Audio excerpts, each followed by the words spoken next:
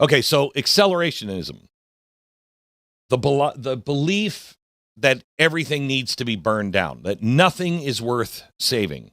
And I told you that the key change in the last several years is that this is more connected than it ever has been.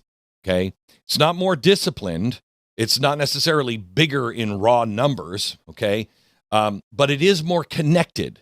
It's quickly mobilized now. It's well financed, more capable of spreading tactics and targets and narratives. Accelerationism. It's mainstream. And that changes the risk profile. The second fact of this, the line between protest and insurgent behavior is now being tested. I see up on the screen, Tom Homan is now speaking. I think he's in Minneapolis. This is the administration understanding perception versus reality, correcting it, telling Tom Homan, put the giant stick in your back pocket for a minute, walk in and get this thing done. And he did. And he's changing perception, but he's still holding the line and getting it done, okay? Protests are protected, even loud, offensive protests that make you furious, but not violent ones, not ones where you're attacking, okay? Now, let me add on to this a new set of facts, because for years we have told ourselves political violence was the danger, okay? Molotov cocktails, riots, burning down cities, broken windows, et cetera, et cetera. And we've told ourselves if we can just stop the street chaos, the republic would be safe. That's a mistake. Because before violence really becomes common, something else has to happen first. Law has to be redefined. Not as a neutral constraint, but as a weapon to be aimed. And you're seeing it happen now. That's why you can't get people to be prosecuted in some states. They're using the law as a weapon. But it has gotten much worse than that. And you're hearing this, but I want to shape this here so you really hear what's going on. This week, a sitting member of Congress, Shri Thandar, he leaned forward in a hearing and he told a federal law enforcement official, "You better hope you get pardoned." Wow. That's a threat. He didn't say, you violated the law and you should be investigated. What he said was, when power changes hands, we're going to punish you for enforcing the law. That distinction is everything. The moment the enforcement itself becomes criminalized retroactively, the rule of law does not merely weaken, it completely flips. The message is no longer follow the law. The message becomes, guess who's going to be in charge later? You better act accordingly. That is not a democracy. That's a legitimacy war. And this is how accelerationism migrates from the streets into the state. Okay? It's no longer just mass protesters or, some sort of anarchist group with a bunch of slogans. It's the core belief that is simpler and far more dangerous. The institutions are irredeemably corrupt. Therefore, breaking these institutions is justified. In the streets, that always turns into burn it down. But inside the government, and you're beginning to hear it now, it starts to sound like, and we'll deal with you later. That is nothing I have ever heard ever in my lifetime in America. And it should chill all of us to the bone. When lawmakers openly promise prosecutions after elections, they're not talking about justice. They're signaling veto power, the rule by anticipation of punishment. Now, let's just say, let's call a spade a spade. Donald Trump said this. I'm going to put her in jail, lock her up, lock her up, lock her up. And everybody at that time took him seriously. And we told you, don't take him literally, take him seriously. He'll be a law and order guy, but he's not going to lock her up. Okay? Some people believed he would. He didn't. He didn't. They do believe it. Okay? You notice what follows because voices echo the same logic. Warnings that statutes of limitation are going to be used as countdown clocks. Public speculation about resurrecting prosecutions once political protection ends. You better be careful. You better hope. The casual talk now, and this is happening, of Nuremberg-style trials for domestic opponents. Nuremberg trials. Applause for the idea of prosecuting the former regime at every level and anyone who was participating. That means you. That means me. Anybody who was on the side of the right, you better look out because when we get power. This is not about one person. This is not about left versus right. This is about something far more corrosive. The normalization of the idea that power exists to punish the previous holder of power. You're a banana republic. History is really clear, okay? In functioning republics, elections decide who governs. In failing republics, elections decide who gets immunity. Once that line is crossed, enforcement stops being about lawfulness and becomes about survival. Ask yourself what happens next. If you're a federal agent, do you enforce the law or do you hesitate? I mean, you have to calculate now who's in control of the DOJ in 3 years. I don't know what to do. This is what's happening. Listen to this. This is what is happening in Iran. As the regime is collapsing, everybody who is working with the regime, all the police now have to decide, am I going to enforce what the regime says, or am I going to do the opposite because a new regime is coming in?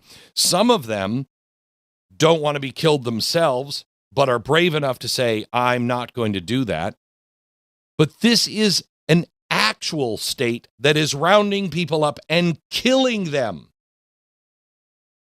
When you kill 35,000 people in 2 weeks, that's a state where you should be saying, you better watch out because when we get in, we will find you and there will be Nuremberg trials. Not this. Let me ask you, if you're a prosecutor, do you apply statutes evenly or do you quietly protect yourself from future retaliation? If you're a citizen, do you trust the investigations or do you now assume that every indictment is political theater and that's it? We're in the laboratory phase right now. There's no tanks, there's no coups, just hesitation. There's going to be growing fear and selective action. Once selective enforcement takes root, the street movements learn super fast. They already have. I'm not going to be prosecuted. I can burn this city down. I'm not going to be prosecuted. And then they begin to realize I don't need majority support. I don't even need persuasion. I only need to make enforcement so dangerous, legally, politically, reputationally, physically. I just need to make it so dangerous that if officers actually enforce the law, they risk getting killed by a mob in the streets. Or if prosecutors act, they risk career death and actual death. If judges rule, you're going to be delegitimized. So the enforcement slows down, then it fragments, then it becomes discretionary. Isn't our law really quite discretionary right now? You're not a country if you have discretionary laws. And when the law becomes optional, intimidation becomes rational. And this is how republics fall, in a quiet recalibration of fear. And at that point, violence doesn't need to be widespread. It only needs to be understandable. That is the most dangerous word in politics. Listen, have you heard this? Well, I don't like it, but I understand why they're doing it. Just make it understandable. Well, I don't support threats, but look at what the other side is doing. It's understandable. Well, this is what happens when institutions fail. It's understandable. Understandable is the permission slip. And history teaches that early phases, the one we're in right now, is the decisive one. No, they are in the streets. I can understand why they are angry, but that does not excuse them of this behavior, and they must pay the price. Okay? Right now, that's not what's being said. It's just understandable. And when prosecutions are still selective, but being promised, it begins to sound like a threat. When threats are still rhetorical, are they being normalized? Yes. And that's when recruitment accelerates. That's when copycats appear everywhere. That's when everyone starts preparing for the worst, and the preparation itself becomes the engine of collapse. This has to be dismantled. This has to stop. Because you're not going to get freedom. You're going to get fractional justice. And it's going to flip until, as I told you, we will swing so wildly back and forth until the real authoritarian steps up and says, this is going to stop. And they grab power. And when they grab power, they stop the vote from counting. We're there. Understand the SAVE Act? You're going to get cycles of revenge dressed up as accountability. You're going to get bureaucrats who answer not to the law, but to future protection. You get citizens that withdraw because speaking the truth is too dangerous. Silence is much easier and much safer. Just go along to get along. Don't say anything. And eventually, you get a country where elections no longer settle disputes. They just decide who gets prosecuted next. That's not America. And I don't think that's an America that the people I know who vote differently than me, that they want that either. But it will be America if we keep pretending that this is normal. It is not normal. The antidote is not rage. It's not denial either. It's not cheering when your enemies are threatened. The antidote is one standard applied to everyone in daylight.